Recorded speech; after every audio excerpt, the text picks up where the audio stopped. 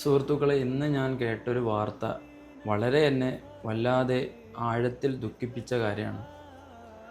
ജ്യേഷ്ഠാനിയന്മാർ തമ്മിൽ മിണ്ടാതെ വർഷങ്ങളോളമായി എന്തോ ഒരു സ്വത്ത് തർക്കത്തെ ചൊല്ലി ജ്യേഷ്ഠാനുജന്മാർ തെറ്റിയിട്ട് വർഷങ്ങളോളം കഴിഞ്ഞു എന്ന വാർത്ത ഞാൻ കേട്ടപ്പോൾ വല്ലാതെ അത്ഭുതപ്പെട്ടു പോയി. എനിക്കൊരു സംഭവമാണ് ഓർമ്മ വരുന്നത്.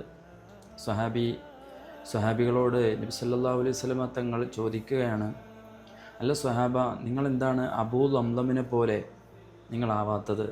അബൂ ലംലം എന്ന് പറയുന്ന സ്വഹാബിയുടെ കാര്യം എടുത്തു പറഞ്ഞിട്ട് നബി സല്ലല്ലാഹു അലൈഹി വസല്ലമ പറയാണ്, അബൂ ലംലം വീട്ടിൽ നിന്ന് പുറത്തിറങ്ങുമ്പോഴെല്ലാം അബൂ ലംലം മനസ്സിനോട്, തൻ്റെ നഫ്സിനോട് പറയുമത്രേ, അള്ളാഹുവേ, ഞാൻ എൻ്റെ അഭിമാനത്തെ നിൻ്റെ ദാസന്മാർക്ക് വേണ്ടി, അടിമകൾക്ക് വേണ്ടി ഞാൻ ദാനം ചെയ്യുകയാണ്, ഞാൻ സമർപ്പിക്കുകയാണ്. അവരെന്തു പറഞ്ഞാലും അതൊന്നും ഞാൻ കാര്യമാക്കാനില്ല.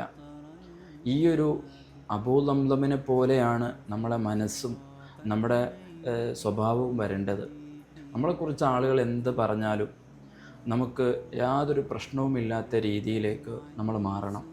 അള്ളാഹു അതിന് തൗഫീക്ക് നൽകട്ടെ. പിരിഞ്ഞിരിക്കുന്ന ബന്ധങ്ങൾ അടുക്കുക. ഈ ജീവിതം വളരെ ചെറുതാണ് എന്നോർക്കുക. അസ്സലാമു അലൈക്കും.